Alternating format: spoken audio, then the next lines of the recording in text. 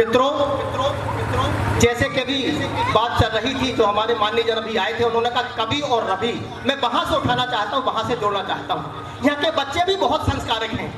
ये सुनील भाई का पुण्य प्रताप है। मुझे लगता जब मैं आ रहा था तो एक बच्चे ने कहा सर जी मेरी गेंद चली गई है, आप गेंद उठा दीजिए।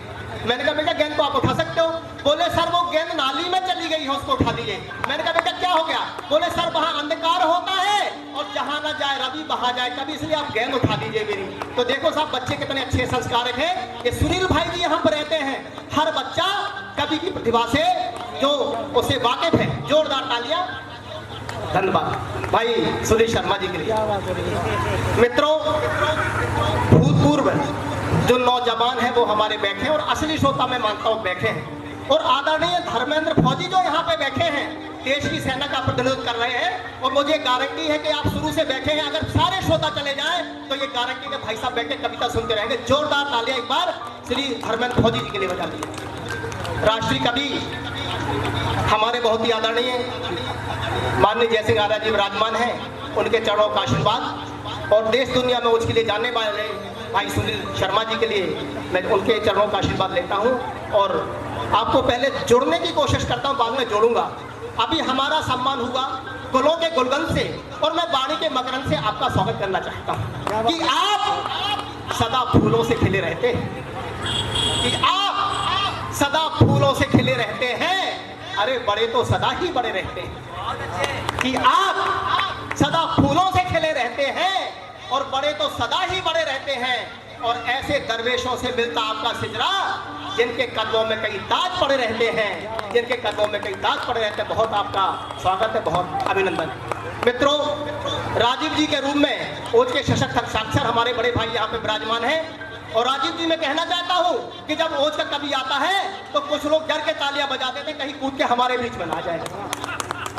देखना साहब, ओज के कवि का कमाल क्या होता है, शब्दों का हेर फेर होता है, प्रस्तुतिकरण होता है कि मैं अंबर को आसमान बना सकता हूं, कि मैं अंबर को आसमान बना सकता हूं, मैं पत्थर को पाषाण बना सकता हूं, कि मैं अंबर को आसमान बना सकता हूं, मैं पत्थर को पाषाण बना सकता हूं, मैं बरगद को शमशान बना सकता हूं, और अंतिम लाइन जो कठिन है, मैं मानव को इंसान बना सकता हूं, मैं मानव को इंसान बना सकता हूं। और देखना साहब, जब ओज का कवि होता है भाई साहब और श्रृंगार की रचना पढ़ता है, मंच की समृद्धि और श्रृंगार, हमारी बहनें यहाँ पे बैठी हैं, मैं लाइन देना चाहता हूँ कि युद्ध से कायरता पास नहीं आती।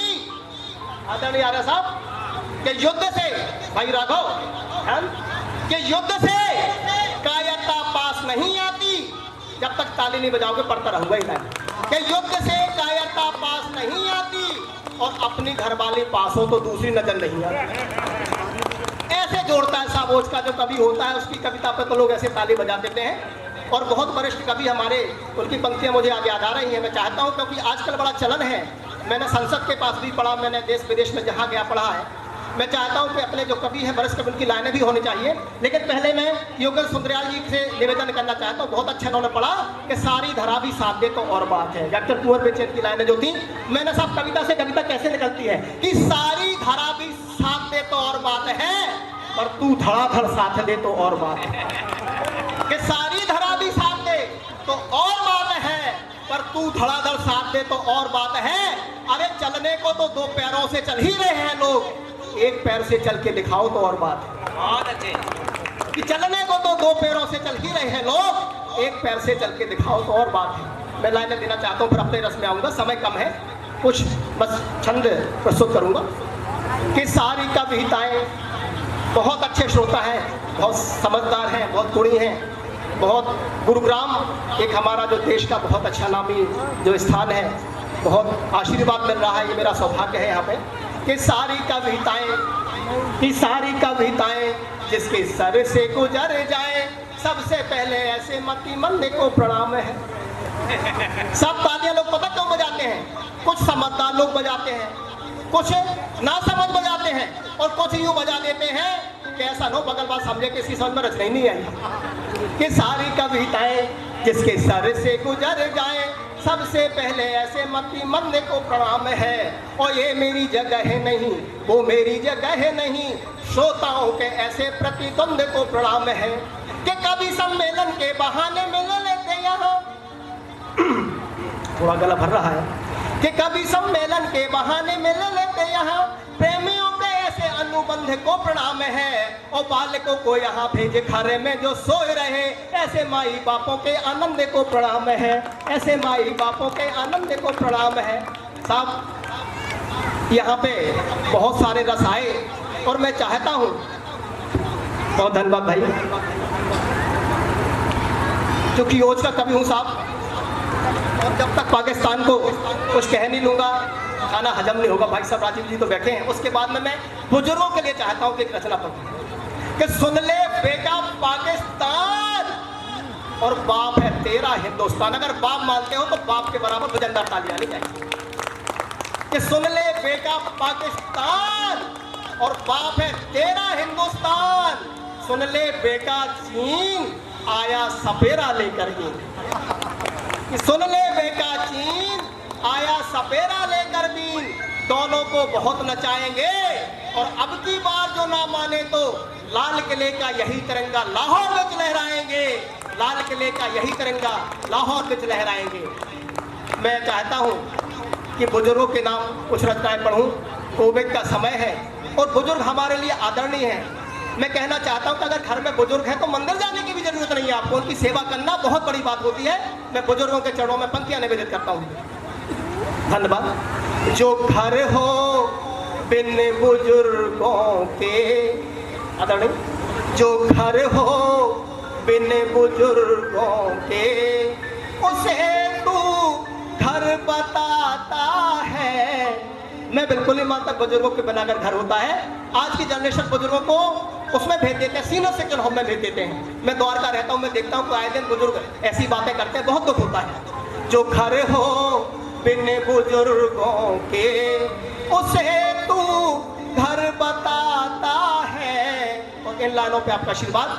अरे बिना देवों के क्या कोई, बुजुर्ग हमारे देवता हैं, बिना देवों के क्या कोई भवन मंदिर कहाता है। बिना देवों के क्या कोई भवन मंदिर कहाता है। जो घर हो बिन बुजुर्गों के।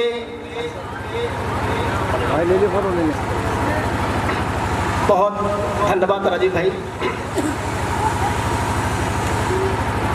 आजकल जो न्यूक्लियर फैमिली है उसमें मानते हैं कि दादा दादी ना हो, बड़े बूढ़े ना हो, हम ही अकेले रहें। लेकिन देखना सब दादा दादी जब होते हैं तो घर का कितना अच्छा हाल होता है।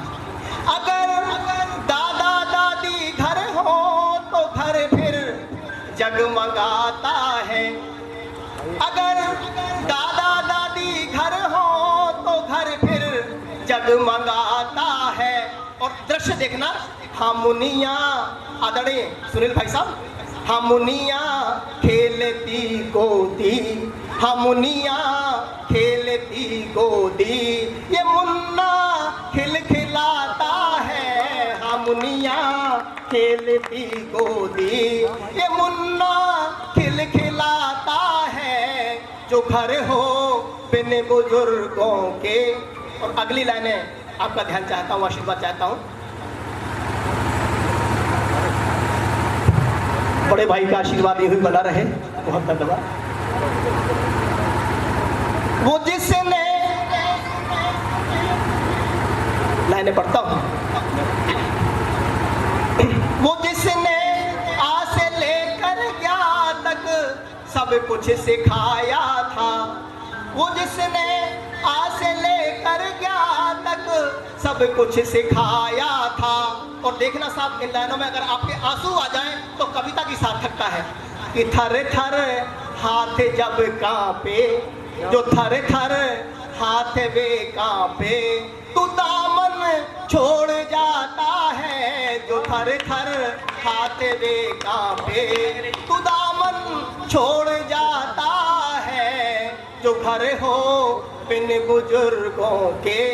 और अगला दृश्य देखें, हाँ जिसने बच्चों की खातिर न कितनी मन्नतें मांगी, हाँ जिसने बच्चों की खातिर न कितनी मन्नतें मांगी। और जो हमारे बुजुर्ग हैं वो देवता फरिश्ते हैं, निकाला घर से है तूने, निकाला घर से है तूने, फरिश्तों को रुलाता है, निकाला घर से है तूने, फरिश्तों को रुलाता है, जो घर हो बिन बुजुर्गों के। और अंतिम बंद पढ़ता हूँ, हमारे पास समय नहीं होता, और जिन बुजुर्गों ने पूरा समय आपको दे दिया, पूरी जिंदगी दे दी, उनके लिए समय नहीं है, निकालना चाहिए। बुजुर्गों की करो सेवा, समय कुछ उनको भी दे दो, बुजुर्गों की करो सेवा, समय कुछ उनको भी दे दो। और सार की लाइनें पढ़ता हूँ कि वृद्ध वृद्धि का दाता है, कि वृद्ध वृद्धि का दाता है। और आज जो बने बैठे हैं, चाहे राजनेता हो चाहे अफसर हो, वृद्ध वृद्धि का दाता है, वही तो भाग्य विधाता है, वृद्ध वृद्धि का दाता है, वही तो भाग्य विधाता है, जो घर हो बिन बुजुर्गों के, उसे तू घर बताता है, बिना देवों के क्या कोई भवन, बिना देवों के क्या कोई भवन, मंदिर कहाता है जो घर हो बिन बुजुर्गों के। बहुत धन्यवाद आपका।